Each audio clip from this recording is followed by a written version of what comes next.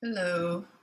I have to set up YouTube first, even though my audience is on TikTok, because YouTube often fails when I try and do a live. So I don't want to be fiddling around with that when I've got my TikTok people on.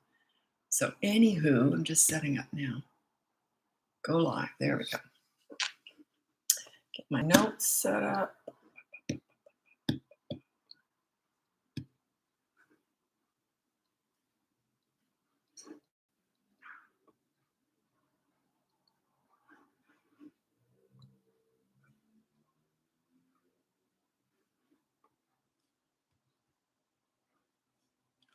Hello.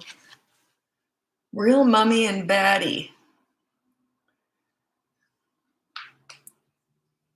Real Mummy and Baddie. I don't remember seeing that name before. Anyway, while we're waiting, I'd love to hear where you're from. I'm here in Vancouver, Canada. Oh, my Lisa, Nemi, you've been here before. My eyes are all blurry because I was TikToker. It's funny. Okay, just a sec. June 7, 23, live. So where are you from? I'm in Vancouver, Canada. There's two Vancouvers. There's one PA, and we are smoky here. Yeah, I'll bet. Smoky in a lot of different places right now. I mean, it's just that time of year, right? Okay.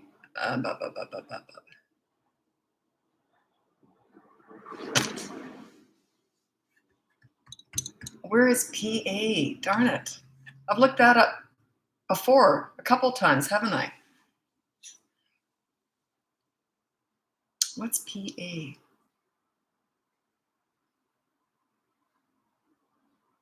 Pennsylvania? Pennsylvania. Oh, I got it. Oh, thank you. I got it just before that came up. Really, I did. Yes, I did. I don't usually get it, but I got that. Okay. Didn't know it was, I don't even know where Pennsylvania is. I know back east, like New York and Toronto. Are you near there? There, it's super smoky right now. Anyway, where are you from? While we're waiting for people to turn up, I'd love to know where you're from. I'm in Vancouver, Canada.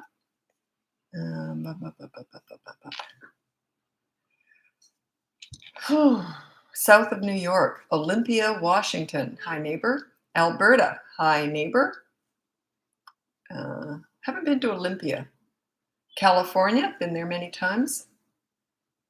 Ohio, Arkansas. You've been here before. Bakersfield, California. Have I been there? I don't know. I don't know if I've been there. I've been to California for a long time. Sonia from Savannah, Georgia. Love Southern accents. South Africa. Hi. Don't recognize your handle. Utah. Alabama, Nebraska. Portland, Oregon. Hi, neighbor. Not much to see. I'm a little bit nervous. I would like to go down south. I just love the accents. I know I'm going to come back speaking like a Southerner because I picked that accent up like you wouldn't believe. I lived in Australia for 20 years. Sounded like I just landed from Canada for 20 years. I had all the slang, but I never picked up that Aussie accent. Weird, eh? Portland, Calgary. Hi, Calgary. Okay, we'll get going. My name's Lisa. I'm a parenting Jersey by France. Jersey by France. Jersey. You mean the city Jersey? Jersey. Saudi Arabia. Hi, Saudi Arabia. Anyway, my name is Lisa. I'm a parenting coach. If you go on my website, it's bratbusters.com. You can hire me for coaching, buy one of my courses, or download my free behavior board. You're on there too. That's what makes it work. Channel Islands, Jersey. Yeah, I've heard of that. Sorry. Because I thought, where's Jersey? I thought, I know where that is. But yeah, okay. Anyway, yeah, my behavior board is different because you're on there too. You have to give to get when it comes to respect. You can't just demand it. You got to command it. And you command it by giving it. That's why you're on that behavior board too. Okay, I've got my mic set up. This is for YouTube because my audience is on TikTok. That's why you only see that side of my face. Um, but I'm recording these on YouTube, so they're saved. Okay, so parenting questions. I'm all, my head's all, I just got off my bike. I was running errands. You know how you're just running errands constantly and then you sit down, it's like, whoo, my head's still spinning. So parenting questions, just waiting for those.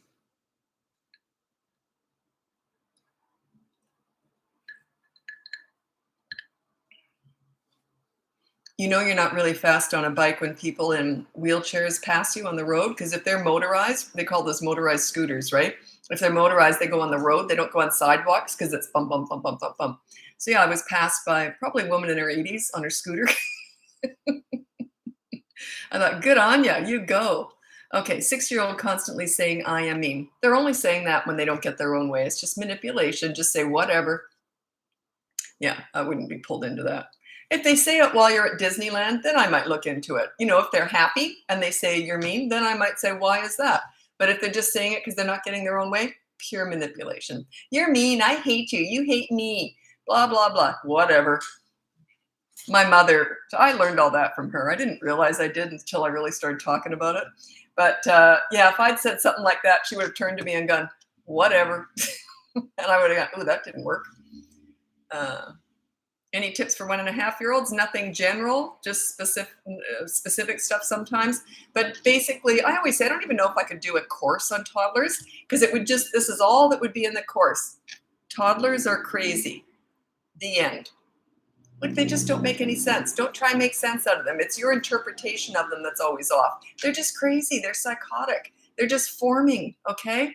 They haven't got any common sense yet because they have no sense. They have no frontal lobe. It's just like a little feather right now. So yeah, wait it out. Just completely childproof your whole home and make your life easy. What's the website for your parenting board? The behavior board is on bratbusters.com. No, they're not psychotic. I know I said that. I meant crazy. They are crazy. Someone's going to say, Lisa said they're psychotic. Maybe some of them are. I think if you stick your hands in your pants and smear poop on a wall, maybe it's questionable. Okay. Yeah.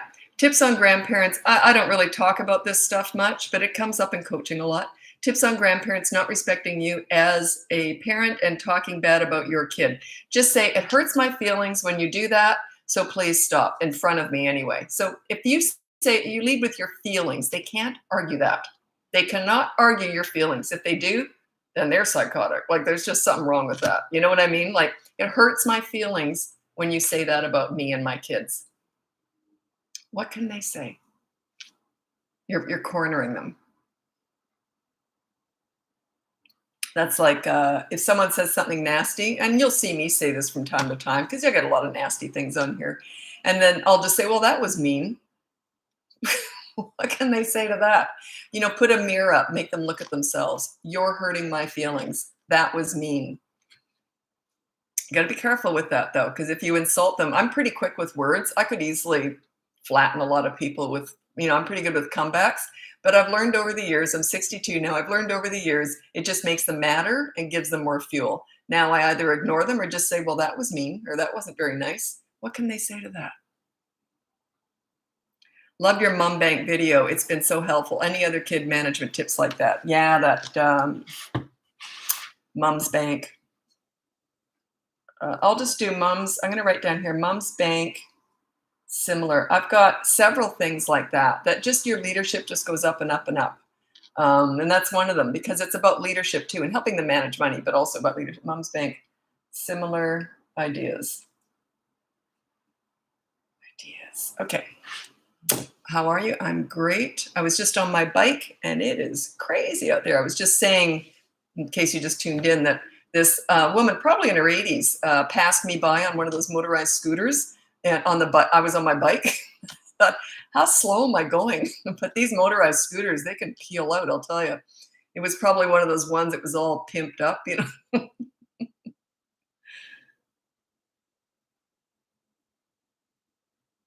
Is it okay to ignore? Oh, I never ignore hitting. 1.5-year-old hitting. Yeah, it can potentially make, I don't know if it's gonna make it worse or not, but you don't ignore hitting. That's like, it's just not something that you ignore. It's not a tantrum. You ignore tantrums. But when they're hitting during a tantrum, you restrain them, but you still ignore you still ignore them. You're not looking at them or talking to them, you're just restraining them. When they hit outside of a tantrum, you never talk to a child having a tantrum.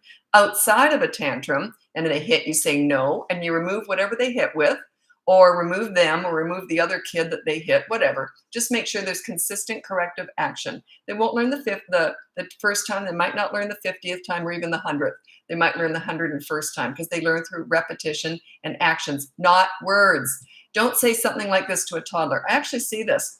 Now, you know that wasn't very nice. How do you think that person feels? They're looking at you like you're nuts. They're not listening.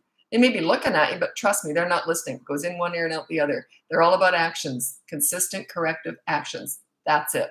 These mini therapy sessions drive me insane. They're completely useless. They're for the mom, not for the kid, not for toddlers at all. The reason they drive me so nuts is I'm up against that in my business all the time. Parents have to erase all this stuff that they've been doing. By the time they hire me, kids are out of control because of these mini therapy sessions and such. I don't have the patience for mini therapy sessions, LOL. Most parents who do those yell. So it usually goes hand in hand because the therapy sessions don't work. So the parents just get all frustrated and end up yelling. From my experience, most parents that I talk to that do the mini therapy sessions, all that please your parent stuff, they also are yellers because that stuff doesn't work. And then they get frustrated and then they yell. So it just doesn't work. By the way, if you have a super easy kid, anything's going to work. My daughter, I could have done anything with her, super easy. My son was just more normal. They were both on the easier side, I think, although my son had tantrums. Maybe, I don't know. Yeah, my daughter came out of the womb super easy. Never cried, never tantrum. Anything would have worked. I would say the one thing that I really gave her was confidence because she could have been more shy. But yeah, that was not tolerated in our house. You get out there, get involved, go say hi to that kid. I like to toughen them up. Is it okay to plan alone time, a low play time during the day, like in a schedule? Yeah, absolutely. I told my kids, I didn't call it this, but in my head it was scram time. Like, hey, mom's doing something. I'm writing to grandma. I lived in Australia. My mom lived over in Canada here, and I missed her. I wrote to her every single day, and they knew that. So if I was writing to grandma, it was like, scram, kids, I'm writing to grandma right now. And they were fine with it. They were very, their cup was full, right? So they didn't have any problem with that. But yeah, it's important that they learn that they don't need to be entertained all the time. They can learn to entertain themselves. What works best for non-listeners? It's not about them. They're not non-listeners. You're just not getting respect. You're not a leader. That's all. Work on your leadership skills and they will listen. You lead, they will follow. It's just the way it works. You got to lead first. They're not going to listen to you if you're not a leader. It doesn't make any sense. I wouldn't listen to a non-leader. I just wouldn't. I'd go, whatever. But yeah, you got to command that. You got to work for that. You got to earn that respect. You got to earn that listening. My 2-year-old appears very antisocial and shy. Okay, 2-year-old, that's not even, you wouldn't even use the word antisocial. They're just two. They're just forming. They're brand new, fresh human beings. They're just crazy right now. They're just forming. So don't make any rash decisions on their personality at this point, okay? That may be the valedictorian in high school. You don't know. How to deal with ungrateful kids, 7 and 9. Stop spoiling them. Stop giving into things. Stop spoiling them. If they're ungrateful, it just is a tell. It means they're spoiled usually. You're giving them too much. You're giving them too much and or giving into them too much. Either one. I don't know. It could be both. What's your opinion on spankings? I did it a couple times. Do I regret it? No, I made a mistake though. It's not something you do. I just lost it. I never yelled, but I did spank a couple times. It's just what you do when you lose it. Whether or not I was on my period, I don't know. Maybe I was just stupid that day. But yeah, it's not necessary. But yeah, I've made mistakes. How do you enforce that you're a leader? You just keep watching me, you'll get it. It's just that it's body language. And it's also about being very vulnerable. I know that sounds crazy, but you don't ever want to appear like you know everything. Like I never did. My mom, I never thought my mom knew everything. But God, I looked up to her. Like she used to say things like this. If I went to her with a problem, And I said, what should I do? She always said the exact same thing. You're a smart girl. You can, no, she's, I don't know. You're a smart girl. You can figure it out. And then we'd talk about it. I always thought I was coming up with all my own answers. So why did I even talk about that? Oh, a leader. So she was very much a leader in that she brought out the best in me. Like, maybe not all the time, but I mean, basically a leader, you're bringing out the best in your kids. You're toughening them up too, and they respect you for it.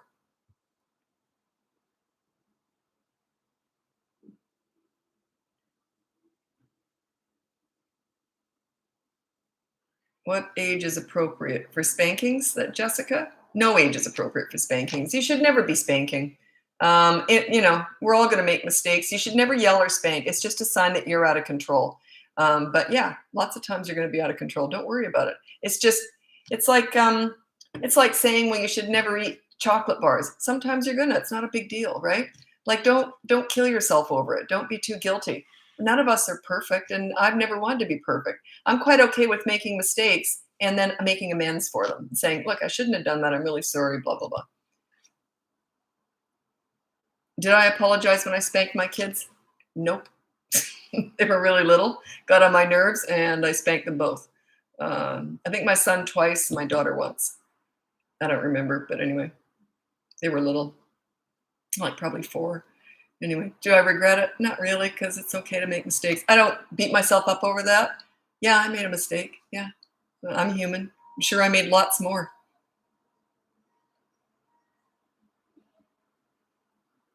It's not about being perfect, but I was still very much a leader. It's not about being perfect. It's about doing a pretty good job, because if you set yourself up as looking like you're perfect, you're not setting up a very good example for your children to follow, because they're going to think, well, does everyone have to be that perfect? No. You make mistakes, you apologize, make amends, right?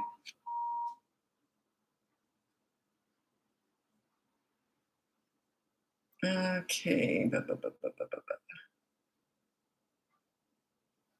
Okay, back to ungrateful. I don't spoil. Other parent does, yeah. They don't appreciate anything, only complain. Yeah, they're being spoiled. That's all that means. Kids who are spoiled are usually very ungrateful. So they go hand in hand. I have a newborn at home and my son started acting out, 2 years old. Any advice? No, I haven't got any advice. It's a transition period. Your 2-year-old has to adjust to the fact that this rotten little potato came into their lives and is taking over. So it takes a while. It's just a waited out kind of thing. Yeah, I mean, there's lots of stuff you can read that people will say, well, get them their own little baby. They can help. It is all that. It's still going to be an adjustment. Okay. Think about it. Let's say you had, let's say Amanda, okay, your husband brings home another girlfriend. Wouldn't that take you a little while to adjust? You know what I mean? That's a big adjustment. I'm not saying it's the same thing, but it's kind of like that. It's a lot of jealousy in there. It's a lot of, wait a minute, what's going on here? It's kind of like that. If I could say anything, that would be the most relatable comparison. The difference is they will eventually get used to it. But yeah, you would never get used to that, I'm assuming. And do you think it has anything to do with behavioral issues? What has anything? I'll have to go back. Thoughts on screen time. What is your thoughts on screen time? Okay, I have a whole bunch of videos on screen management, screen media management. Just a sec. I don't have an opinion on that because, like, I really don't, because the jury's not out on that, not back on that yet. Like, it's just, we don't really know how that affects kids. There's also, you can find confirmation bias out there to confirm anything, any opinion that you have, basically. Like, you can find all sorts of studies that are done that say screens ruin children. Then you can find all sorts of studies that prove it actually educates children. So yeah, nobody really knows, but you do want to limit the screen time in case their eyes go like rectangles. So what I suggest you do is you have like a screen management system set up. And what you do is there's 3 different ways of managing screen time. You have a certain time during the day that they can be on screens, or you have a certain amount of time during the day they can be on screens. Doesn't matter when it is. I don't like either one of those because you're in charge of it. This one you're kind of in charge of, but you'll see what I mean. The one I really like is, let's say you have a 10-year-old and you say, okay, you can have screen time for 10 hours a week. And then you say, you decide when that is. But so long as it's like in normal, when they're allowed to, they can't do that at 2 in the morning. But they have to manage their own screen time, and you keep track of all the minutes on a big chart. So if it's 10 hours, that would be 600 minutes. And then every time they fit, you keep track of the minutes. And when they're used it up, that's it. No more screen time. I've had clients who, when they've got kids that really don't trust their parents and the parents aren't leaders, and when they implement that system, the kids really don't believe they're going to follow through. So one of them binged all their screen time in 2 days, and then 5 days they had none. And the parents followed through. Boy, leadership skills went up. But was that a rough 5 days? Yep. Was it worth it? Yep. You got to be willing to go through the storm to get to the rainbow with all this leadership stuff. Those were parents who never followed through. And then when they did, the kid, in those 5 days, the kid sure learned a lot. And so did the parents. It's all, I teach parenting, it's all about the parents. Do your strategies work for ADHD children? Well, that's basic. Yeah. My kids didn't have any specific challenges, anything like that. But all the kids I worked with did. No one ever said to me, here's an easy one, Lisa. They always said, here's another alphabet kid, ADHD, ODD, WXYZ. They always had all these acronyms after their name. I learned all that with them. That's where I learned all this, was working with all those hundreds of kids. So do you have a book on all this? No, I just don't know when I'm going to get around to doing that. No, I don't know. I'm not very good at writing, so. I don't enjoy writing. I'd rather talk. That's why I'm no good at it. 2.5, anything makes her cry, so dramatic. That could just be, there's got to be a payoff, I'm assuming. Anything makes her cry. Do you like, oh my God, are you okay? So how are you feeding that? If it's getting worse, you're feeding it. If it's just staying the same or going down, usually by the age of 3 to 3.5, that kind of stuff sort of ends. So yeah, are you feeding it? A podcast then. No, I don't have time for that. I have so many things on the go right now. Oh, yeah. One day. The thing is that I would love to write a book, do a podcast, do all that. I'd love to get really big on YouTube one day. But if you try and spread yourself too thin, you get burnout. I've done that in the past, and then you do nothing, or you don't do anything well. So my focus really is my course, which I might even release today, and my big one. And then TikTok. That's my focus. That's all I got energy for right now. But hopefully when my courses, I'll have a teenage course soon too. When they're up and running, that will take away from my one-on-one private coaching. So I'll have more time, because most of my time is taken up with one-on-one private coaching, which I absolutely love, but I don't have as much time for anything else. So, but anyway, we'll see. We'll see what happens. And sometimes, you could have plans, but then things change. You never know. Okay, I'm very pliable. Like if something else comes up, okay. So how do you feel about gentle parenting? I'll be honest here. I've never looked it up, and because I don't see what competitors are doing, I stay away from that. Do you know why? Because then I can insult anything that I don't like. I don't know who teaches it. I've never looked up anyone else. I know a whole bunch of people are haters out there with me, and I'm fine with that. But I've never looked up anyone else, so I don't know. I stay out of that. I'm very careful with that. Very careful. Sometimes people have said stuff. Oh, well, you know what this is about? No, not listening, because I stay in my lane. I'm very, very careful with that. Yeah, kids taught me all this. I've never read a book or anything on kids or parenting or anything. I've been asked to do a panel with other parenting coaches. How can I book with you? Go on my website, bratbusters.com. You'll see it there. I've been asked to go on a panel with other parenting experts.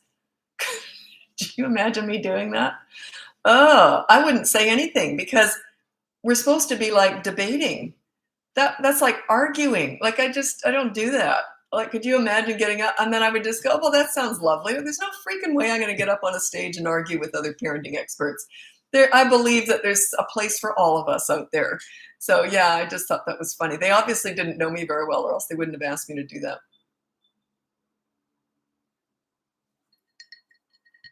That would be like fighting about religions and that. Isn't it okay that we have different views? I'm very, very respectful of that. Okay, but I'm very critical of common parenting methods that are used that I hate, but I don't know who teaches them. Like timeout, hate timeout, can't stand it. Hate the mini therapy sessions. Hate the use your words, all that condescending stuff. Hate all that stuff. I don't have a clue who teaches it. That's why I can insult it. Why not time out? Because I think it's humiliating and degrading and mean. You go over there, you're not even worth talking to. You go nose to wall, you sit in the corner and you think about what you did. Then at the end of it, then you go over there and say, okay, let's discuss everything you did wrong. It's just negative, negative, negative. I hate it. I just can't. You ever seen a kid sitting in a corner that doesn't look destroyed? Have you ever seen it? A child sitting in a corner that does not look just soul destroyed. I think it's horrible. What do? Everything I talk about. They're under 3, it's consistent corrective actions right in the moment. Consistent corrective actions. No, and you take that toy away or whatever. If they're 3 and over, use my behavior board.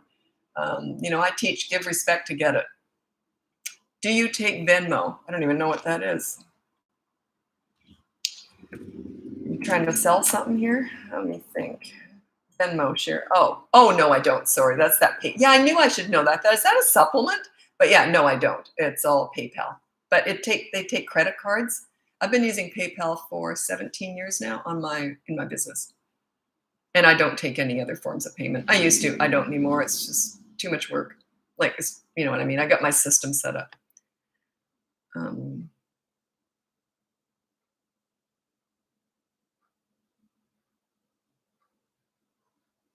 I don't quite understand what you said. I think it's too fancy for my little pea brain. My baby is 3 months old, but my first baby and I was patented with all these condescending parenting. Yeah, I don't really want to comment on that. Like, what I mean is, I don't quite know what you were doing, and you know. You think about this though. There's this saying, and I know it's taught out there. I know it is because my clients tell me all this. That's how I know this. And they say, and I've seen it out in malls and everything. It's when you get on eye level with a toddler who's having a fit, and you say to them, you hold their hands and get eye contact and go use your words. Drives me insane. How condescending is that? They are using their words. They are communicating in their world. You're asking them to find their inner adult. How patronizing. God, I hate that. Drives me nuts. Poor kids, like looking at you like you're nuts. Does it help them at all? No. Use your words because you're not good enough the way you're communicating. Yeah, they are. That is their way of communicating. You find your inner 2-year-old to deal with them. You don't expect them to find their inner adult, right? Understand a 2-year-old. Understand them. Those therapy sessions are just so mean. Okay. Ways you were just talking about. Thoughts on bad words. Does saying certain words are bad make them want to say them more? If they are, I don't know. I mean, I don't know. But if they are 3 and over, you put no bad words on the behavior board. And then if they say it, just say, well, okay, let's go to you always refer back to the behavior board. You never just say, on the behavior board, the consequent, you don't do it like that. You say, okay, that was a bad word. Let's go to the behavior board. You always go back over there. You give it a lot of weight. You're almost blaming it for all this. Like, it makes it look more official. 2 things that really help is the behavior board is visual. It's a visual cue that things are changing, and you're on it too, of course. So that's really good. Plus watches and timers. And okay, so you've got 5 minutes to make your bed because it was on the behavior board. You have to do it within 5 minutes of being asked. Timer starts now, and then you just stop talking. Let them fail if they want. It's up to them. You have to give them some control. 2-year-old hitting and throwing things. I have a course on that if you're interested. It goes into great detail about that. It's toddlers who hit, etc. But yeah, just consistent corrective actions. The behavior board is on my homepage on my website, which is bratbusters.com, and it's right on the homepage. It's completely free. It always will be. It always has been. It always will be. If you hire me, then we use that usually. But then you do the behavior board on your own when it's free. If you want my help in telling you how to do it, if you're struggling with it, then that's coaching. But yeah, lots of parents are getting success with that without me. So that's good. That means because most people are never going to hire me, and I don't have time to work with everybody anyway. So that's why it's out there and it's free. It's quite inclusive. Like it goes into a lot. Anyway, there is another TikToker that is not so happy with your style. That's fine with me. I'm okay with that. Yeah, if you allow haters and bullies and all that kind of stuff to get under your skin, you're kind of at their mercy. You're giving them a lot of power, aren't you? I'm shaking things up. So and I know clients have sent me stuff and told me what other people are saying, and I see it, and I've never looked at any of them. And but yeah, huge compliment. They would ignore me if I wasn't a threat, wouldn't they? Yeah, so it's great. I love it. My daughter, every time, she'll sometimes read the comments and she'll look at those other people and she'll tell me what they said. She knows I love this stuff. Yeah, I'm a threat. That's a good thing. Either they're going to just continue to spew the hate or they're going to maybe learn. That's what I'm hoping for. Okay. I love your confidence. I'm 62 years old. That's where that comes from. I've been doing this forever. I started volunteering in daycare centers when I was 11 years old. I was volunteering. Who does that? 11-year-old volunteering in daycare centers. That was back in the day when they could do that. You didn't need like clearance or police. You know what I mean? I did it years later and I did need police clearance or whatever they do, security stuff. But yeah, I was 11 years old volunteering. And that was 51 years ago. So that's how long I've been doing this. And also, I did it because I love kids. And the reason I got so much great behavior out of them was because I was having fun with them. And they pick up on that. If you like them and you're having fun with them, they want to please you. So yeah, you look younger. By the way, there is an automatic filter on TikTok. I've actually tried to get rid of it because being old is a benefit in my business. But if you look at me on YouTube, I look 20 years older. There's no filter. So YouTube is the real me. TikTok, I look fabulous. But yeah, I've never cared about looking young ever my whole life. I like looking 62.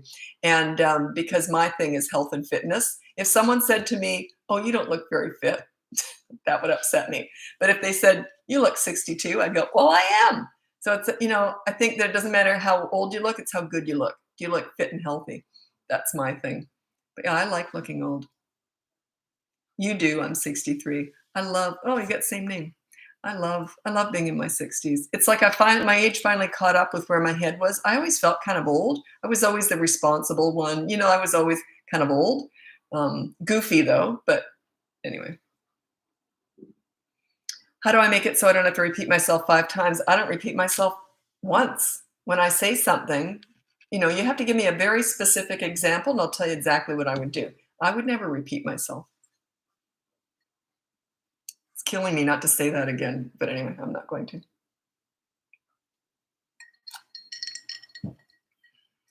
Because I'm the only one that still thinks that's funny.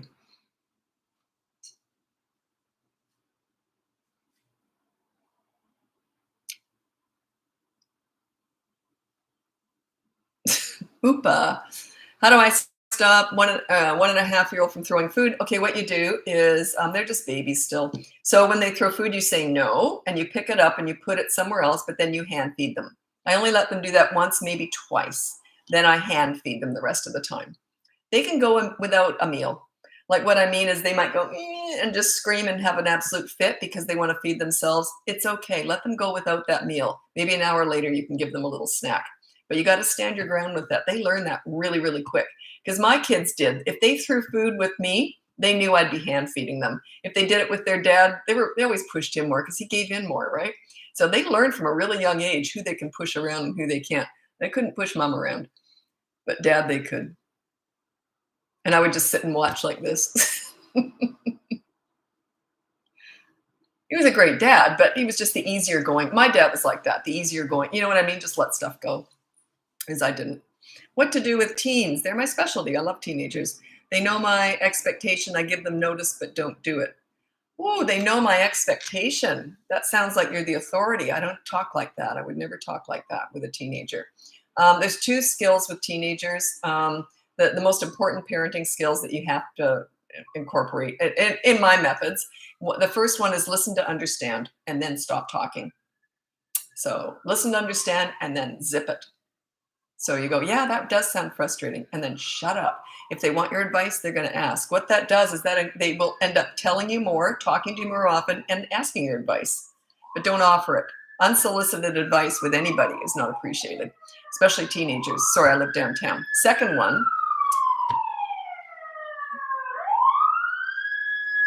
Sorry. The second most important skill with teenagers is negotiations. So rather than have expectations, just say, hey, what I want is I want you to put your dirty clothes in the hamper. What do you want from me? Let's start the negotiations. You got to do that. Um, if you want a really fun, healthy relationship with them, okay?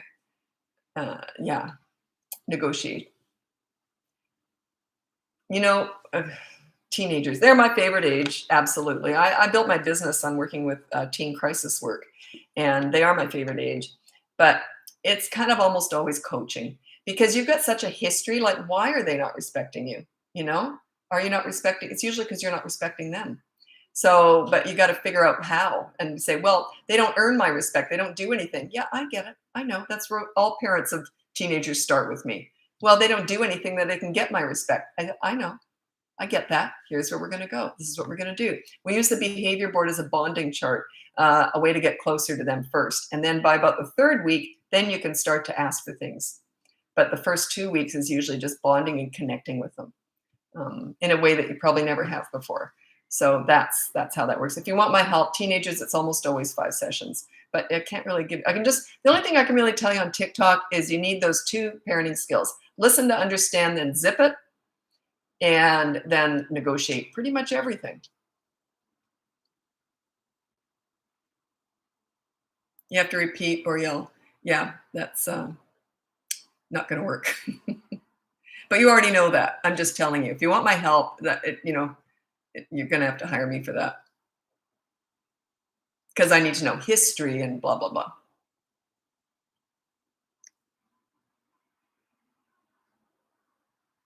Tell us more about negotiating with teens. Okay. Geez, I always pause when I get too many things in my head. Okay, negotiating with teens. Okay, a good example. Let's say you want your teenager to come home at 11. Like, I don't believe in curfews, but you can say each night, "Hey, how about you come home by midnight tonight?" But you really think 12:30 is okay. They might say, "How about 1?" When you get a good relationship going, this is how it would go. Well, it looks like it's going to be a good party, and they can always call you early, whatever. Well, how about 1? Looks like it's going to be a good party, or my friends are planning on going there, and they say, okay, how about 12:30? So you negotiate it down to 12:30. But if my kids are out having a great time, there's no way I would want them coming home before that. Like, they could stay out all, like, not all night, but I always knew who they were with. I trusted them 100%, so we went with each night. But that's a really good example. If you want something, ask for something more, and then they ask for, you know what I mean? Ask for more than you expect to get. Then they will come in with something else. And you'll get good at this, and they'll also understand that. And sometimes they'll just say, no, I don't want to do that, and say, okay, well, let's discuss it. So you're always open to discussing everything with teenagers. And let them have a messy room. Got to give them something. My rule was they couldn't have any food. Oh, and also the gaming consoles were not allowed in their rooms. They had to be out in the rec room or somewhere where, like a family area. So they had no gaming consoles in their room. They couldn't have any food. And what was it? Oh, no dirty laundry. So that was it. The gaming consoles never even came up because I just didn't have them in there. But yeah, no food and no dirty laundry in their rooms. But as teenagers, you got to give them something.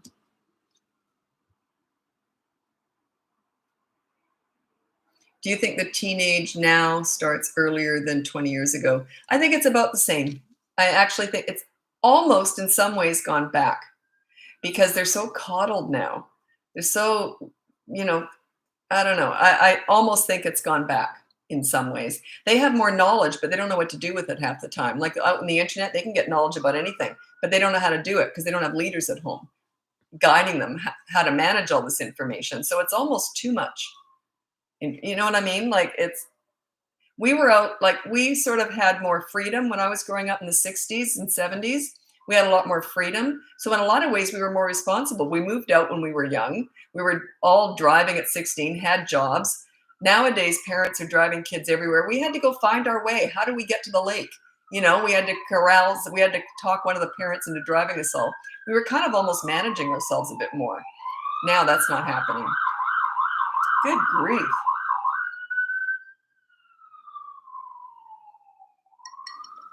I have this joke. I think it's funny. You'll probably slash me for this, but whenever I'm out walking with someone, a siren goes by, and I'll say,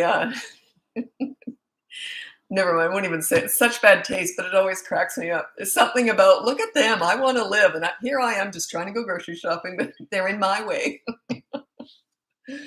Anyway.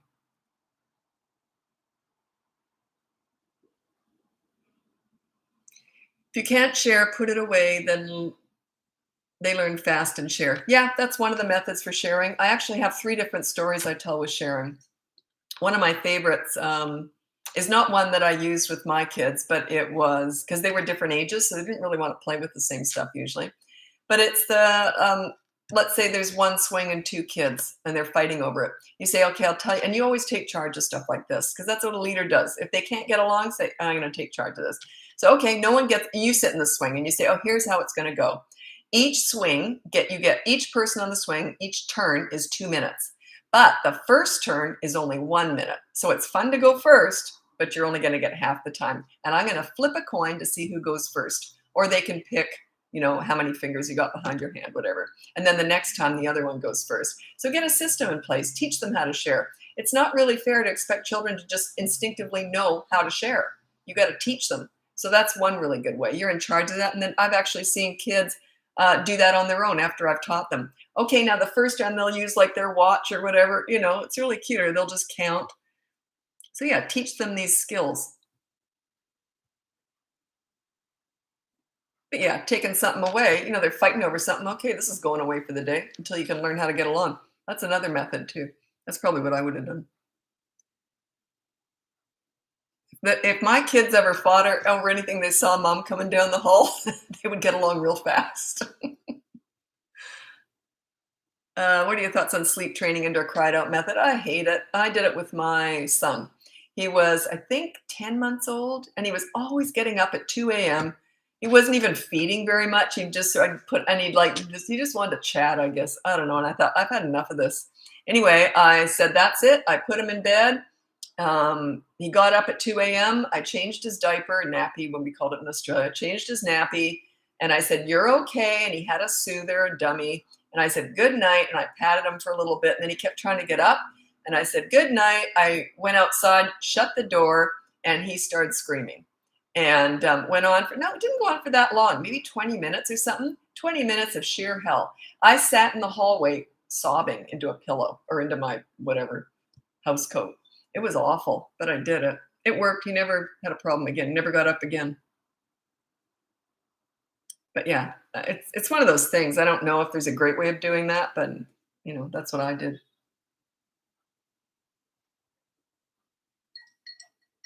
There's a lot of stuff I don't know what's the best way to do it. I just tell you what I did.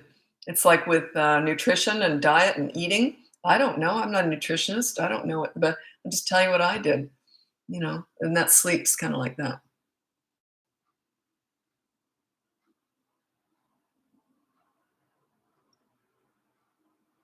But what do I do with sleep training when they get older?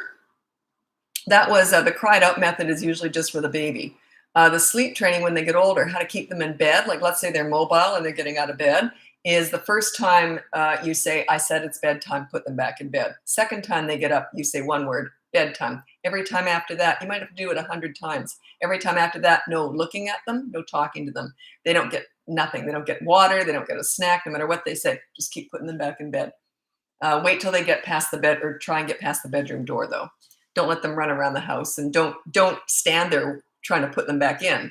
But anyway, that's how you get them to stay in bed. How do you transition into a toddler bed? The way I did it with my kids was I did it with both kids the same way. As soon as they flopped out and landed on the floor, that was it. I got rid of the crib, and then I just put the crib mattress down and put pillows around it, and that was it. They were fine. They didn't get up a lot. They weren't super active climbers type of kids anyway, so it made it a little bit easier for me.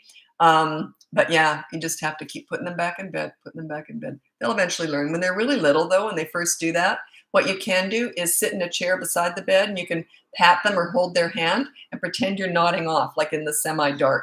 Pretend like you're nodding off. Don't talk to them. Don't look at them. They'll eventually learn, hey, wait, maybe I should just stay in bed because life's pretty boring otherwise. Also, don't be out in the other room having a party. Keep it quiet. Sit and read. Because they get they think, what am I missing? So all of a sudden they can get out of bed. They're not stuck in a cot anymore. They're going to try and get out. They're going to bang on the door and everything. But yeah. So keep her in her crib until she can climb out. That's what I did. I'm not saying it's the right way to do it. That's what I did. I don't know. They were both about, I don't know, probably 1.5. They weren't real climbers, though. They weren't super active kids, but probably about 1.5. Soon as they're out, as soon as they're landing on the floor, I don't want them in a crib anymore, right? I have known people who have got the cages. Like there's actually a crib that you can get a top on, and it's like this thing that goes over the top, and it's for kids who are really little and they're climbers. It's a lot safer than having them running around, right? Someone said it's a kid cage. I'm not condoning it. I don't know anything about it, but I've heard of that for kids who are really little, super active, get into trouble, and they're dangerous, right? Because they can hurt themselves in the middle of the night. So they actually have this thing. I must be illegal. I must have heard about that in Romania or so. It was somewhere like that. One of my clients had that, and it was somewhere. It wasn't in North America. I think that'd probably be illegal here, wouldn't it? I don't know. I don't think it's such a bad idea. It was keeping them alive, right? Keeping them safe.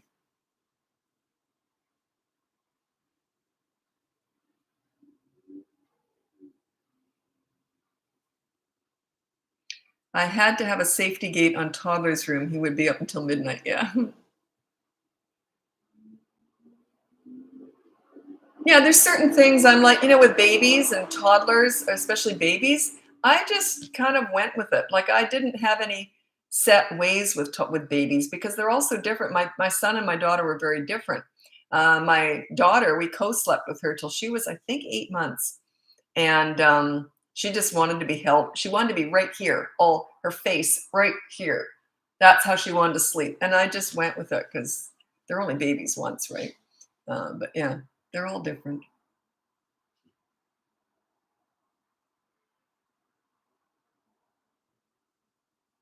How to hire you. Okay, it's on my website, bratbusters.com, and you'll see it's coaching.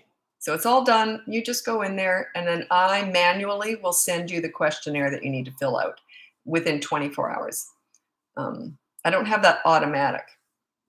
Why do I not want to do that? There's a reason. I had a reason. Someone asked me, why isn't that just automatic? I could easily have it automatically sent to you. There's an email, a welcome email I'll send to you. Oh, I know why. Because I have a whole bunch of systems I have to set up, and it's just the start of me doing all that. That's why. Why am I talking about that? It's boring. But anyway, yeah, just you can hire me automatically, and I'll get back to you within 24 hours.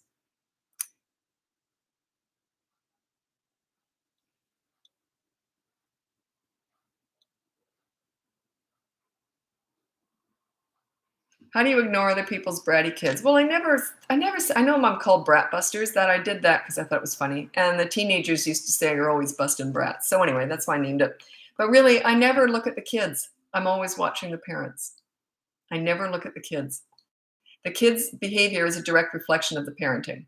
That's all it is. So I'm watching the parent, if I'm even bothering, usually, because when I've got my time off, I don't want to sit and do all this, right? Because I do it for a living. So, but yeah, I don't do, I used to do a lot of TV and get recognized everywhere I went.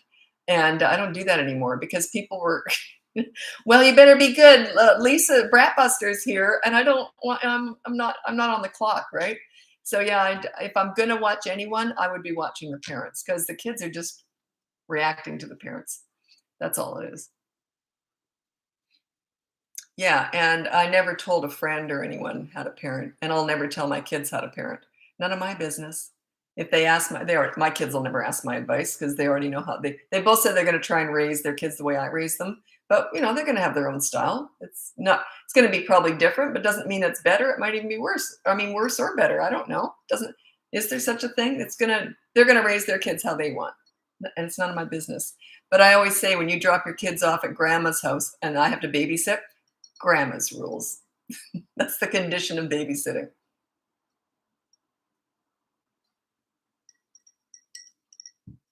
I don't think they're going to want to stay with me very often anyway because I'm a gluten-free health food vegan. So how much fun could they have at my house? They'll probably want to go to other grandma's houses.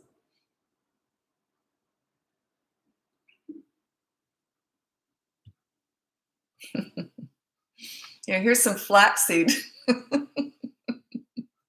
And you want some spinach with that? Yeah, they're not going to want to spend any time with me. Okay, my 6-year-old doesn't listen until I get to the point of yelling, which I hate. He turns his listening ears. Yeah.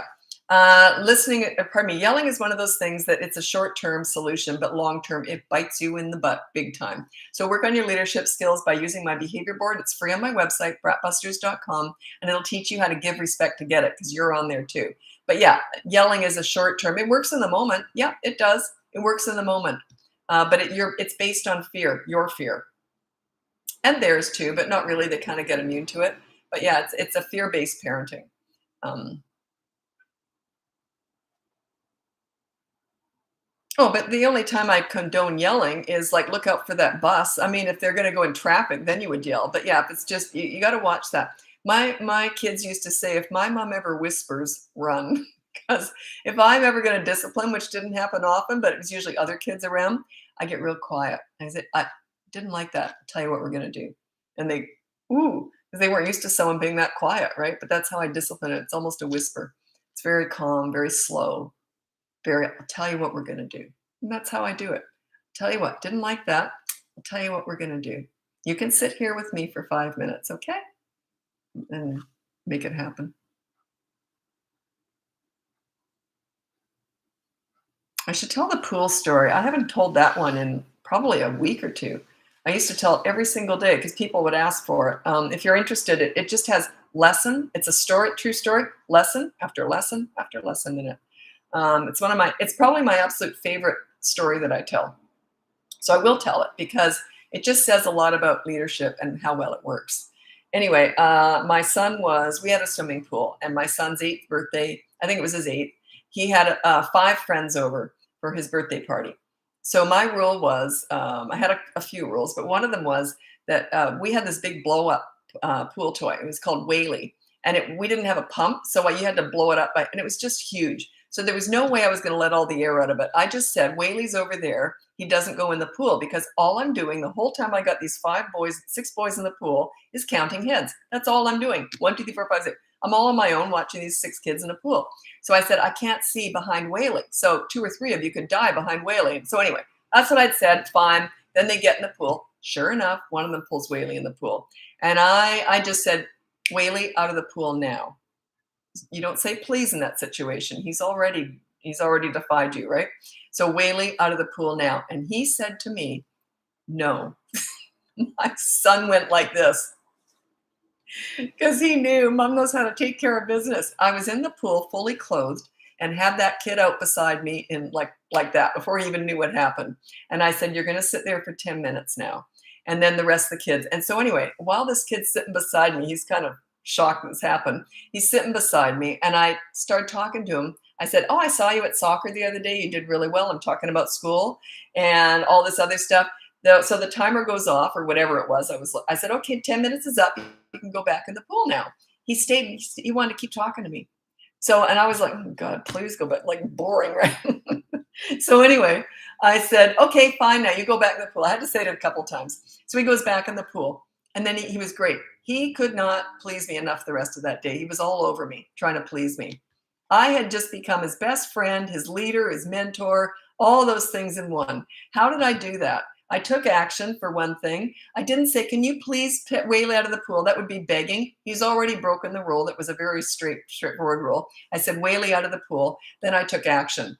I just grabbed him and I took him out because it's a dangerous situation, right? I got all these kids. I take that real seriously. So I just pulled him out of the pool really quickly. He's sitting down beside me. And then I said, you're going to sit for 10 minutes. It was a very clear direction on what's going to happen. I was very calm the whole time, very quiet, very calm. And then he said, now, why would I not discuss what he just did with him? Because that would be mean. I'm not going to drag. I've already disciplined him. He's already out of the pool. I'm bonding with him now. I'm bonding. I'm connecting with him. So he wants to please me after that. So we've connected. Then when I said, okay, you're all done. It's 10 minutes is up. You can go back in the pool. Why would I not say, and don't take Whaley in again? Because that again is another slap in the face, reminding him of what he did. I think that's mean. So I just said, okay, go have fun. You see how that was all done? It was very clean, quick, and he ended up feeling great. You don't want kids to feel bad about themselves when you're disciplining them. He ended up feeling great. He thought he was my best buddy after that. You want kids to feel good about themselves. That's a big part of this. If you were to drag him down and talk about everything he did wrong, you go time out, you go sit in that corner. It's humiliating. It makes them feel like crap. I don't do that. I don't like that. I'd rather build him up. He felt good about himself. Now, would he, in a million years, he wouldn't bring Whaley in again. He would have been embarrassed to do that in front of this friend now. You see what I mean? I'm now his leader. He would have been embarrassed to do that again. You see all that? Does that make sense? Anyway, he felt great about himself. Funny thing is, he was great with me all afternoon, couldn't help me enough. Can I help with the cake? And oh God, like, get away from me. He was just in the way after that. So he was wonderful. His mother turns up to pick him up and he was rotten to her. Like, he just treated her like crap, wiped his feet all over her. Anyway.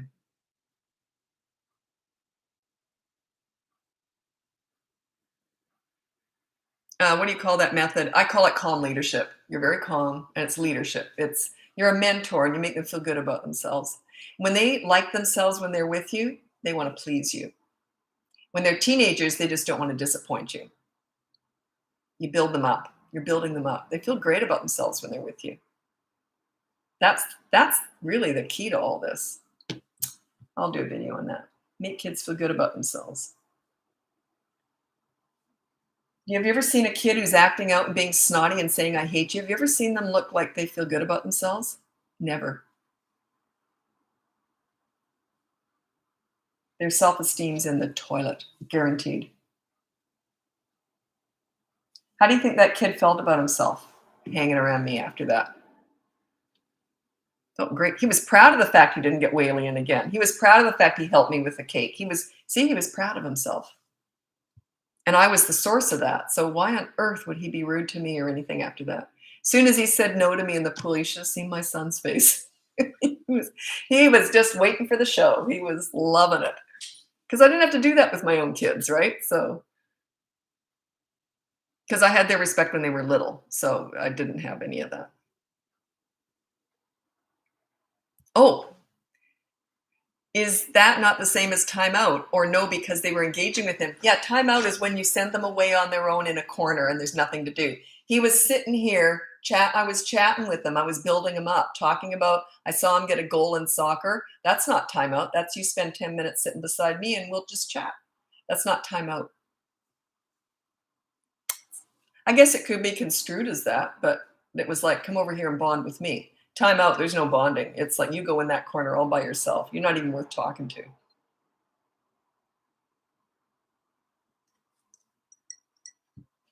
When you lecture a child on what they've done wrong, good luck with that.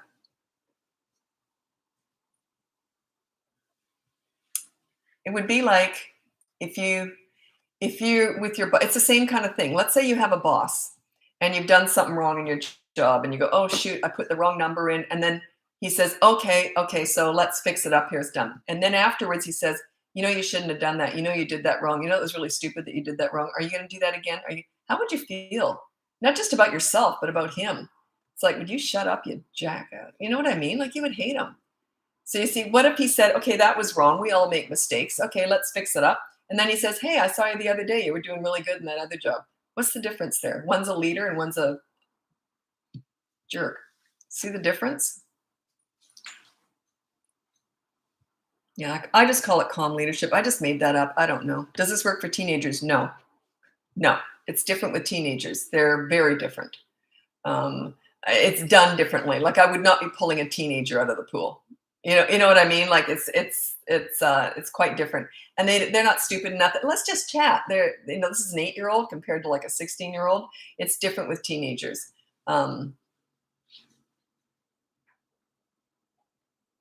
How would you have handled the situation if that was your own kid? Well, the same. It's the same thing. But my kids wouldn't have done that. Why would they? Because they knew that mom knows how to take care of, my son always said, mom knows how to take care of business. So they knew they'd be missing out on some of the pool fun, right? So they wouldn't have done that. Do methods with the pool work with 3-year-olds? Not necessarily. That was very specific. An 8-year-old, he wasn't too old to do that with, and he wasn't too young to do that with. 3, a little bit different. I would handle that differently. I'd be in the pool with them for one thing. So I would just pull them away and get Whaley out. I'd probably have to take the air out of Whaley because you want to set them up for success. right? They were old enough to know when I told them not to bring whaley in. With little ones, you set them up for success. You don't put all these temptations. It would be like surrounding them with candy and then saying, don't eat any candy. So you got to take their basic urges into consideration too. A 3-year-old can't control themselves like an 8-year-old should be able to. So you got to consider, I can literally think of each age and I have an exact picture of where I think their brain is at. I could be off, but I always think, no, okay, I wouldn't do that with a 3-year-old. Probably wouldn't even do that with a 5-year-old. It wouldn't be 10 minutes, that's for sure. It'd be maybe 5 minutes, but it would be a little bit different. Plus, I wouldn't want to scare a 5-year-old. An 8-year-old who already knew me, because I was at school all the time, that didn't scare him. But I wouldn't want to scare a 5-year-old. You see, I got to take all this stuff into consideration.